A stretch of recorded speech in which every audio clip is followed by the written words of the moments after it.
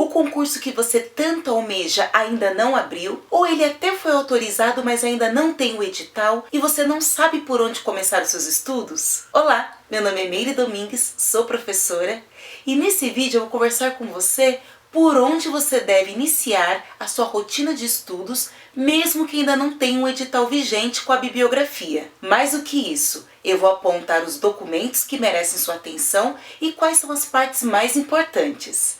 Vamos lá?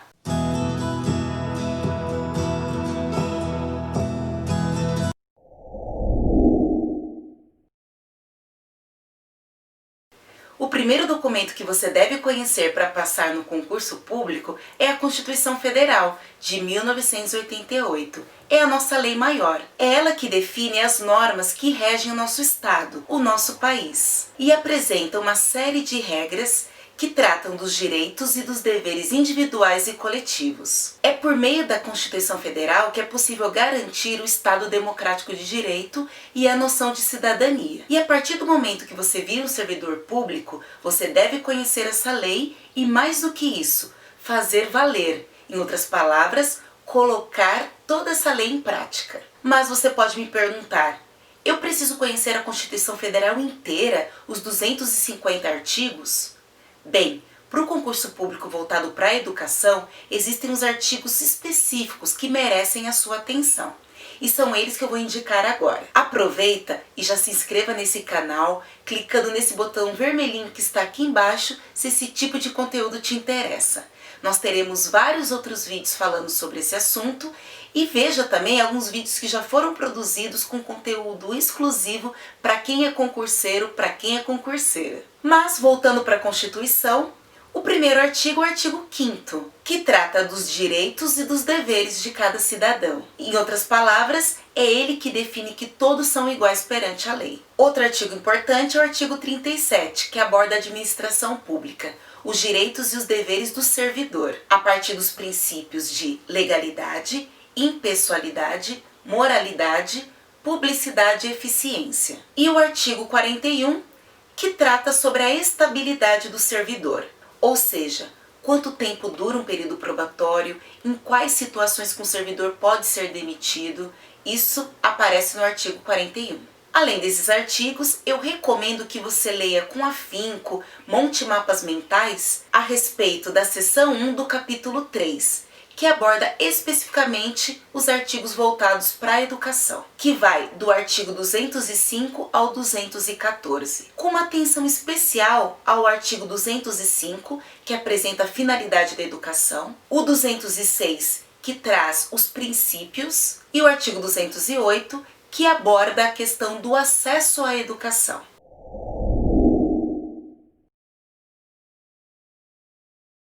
O próximo documento é o Estatuto da Criança e do Adolescente, a Lei 8.069 de 90. O ECA visa dispor sobre a proteção integral da criança e do adolescente, a fim de assegurar os seus direitos. É claro que o ideal para um profissional da educação é que nós conhecêssemos o ECA como um todo, mas para a prova de concurso público eu vou indicar 3 artigos que são primordiais e que merecem a sua atenção. O primeiro é o artigo 53, que trata sobre o direito à educação. O artigo 54, que traz o dever do Estado. E o artigo 136, que aborda as atribuições do Conselho Tutelar. Pode ter certeza que esses 3 artigos vão cair no concurso público que você está de olho.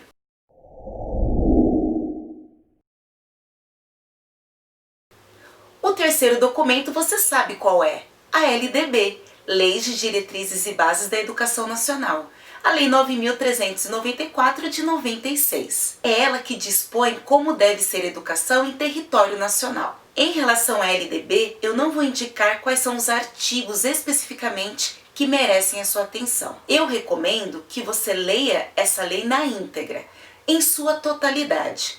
Todos os aspectos são importantes. Mas aqui vai uma dica relevante para os seus estudos. Você vai perceber que alguns assuntos aparecem nos 3 documentos, na Constituição Federal, no ECA e na LDB. No momento da prova, preste atenção no enunciado a qual documento a questão se refere, pois, em alguns casos, a terminologia, as palavras são diferentes, apesar de terem a mesma finalidade.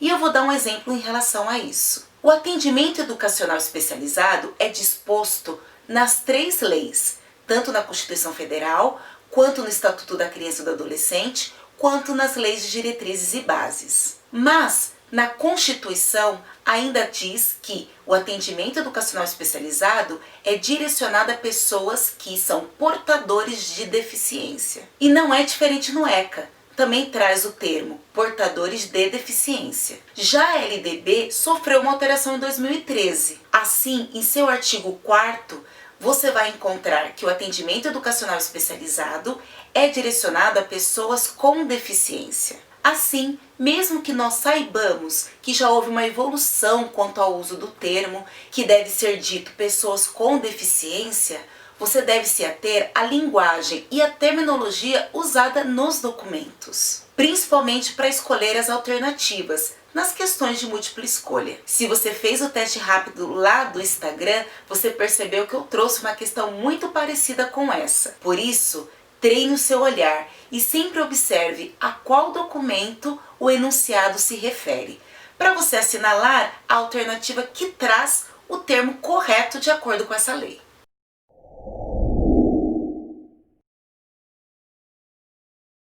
Agora eu vou trazer 3 documentos neste tópico. O primeiro, que são os PCNs, as DCNs e a BNCC. O que esses 3 documentos têm de relevante e de parecido, similar? Bem, esses 3 documentos foram criados na tentativa de criar um currículo, uma base comum para todos os alunos em território nacional, para que todo mundo pudesse desenvolver as mesmas habilidades e as mesmas competências a partir de um conteúdo. O primeiro documento criado foram os PCNs, os Parâmetros Curriculares Nacionais, na década de 90, a fim de servir como referencial para a criação do currículo, cada um dentro da sua rede. Mas, com a mudança do ensino fundamental para 9 anos, surgiram as DCNs, Diretrizes Curriculares Nacionais, que visavam organizar, articular, desenvolver e avaliar as propostas pedagógicas de cada rede de ensino. Mas, atualmente, nós observamos que o que está em voga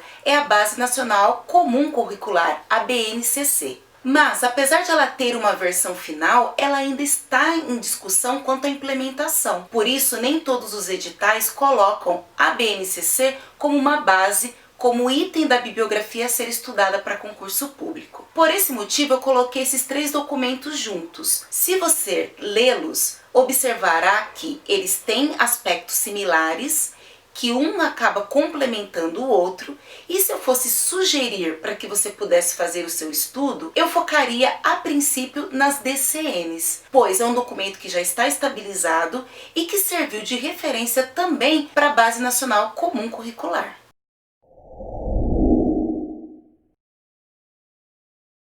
E para finalizar o nosso vídeo, vamos para o último documento. Na verdade, é uma seleção de documentos. Você deve estudar também a legislação específica do município ou do estado que você está pleiteando a vaga, ou até mesmo o currículo elaborado por essa rede. Mesmo que ainda não tenha o edital aberto, dá uma olhada no site do município ou do estado que você está pensando em prestar concurso público, que você vai notar que existem leis criadas para direcionar a educação dentro daquela rede. O domínio desse material é muito importante, pois com certeza ele vai cair na prova. Muito bem, é isso. Espero que você tenha entendido quais são os documentos e os aspectos importantes de cada um a ser estudado e comece o quanto antes a se preparar para os concursos públicos que virão. Conte com esse canal para sua preparação também. E me siga no Instagram. Lá nós temos teste rápido e várias dicas voltadas para o estudo para concurso público e para toda a nossa área da educação. É um prazer tê-lo aqui, é um prazer tê-la aqui conosco. Até a próxima, beijo grande, tchau!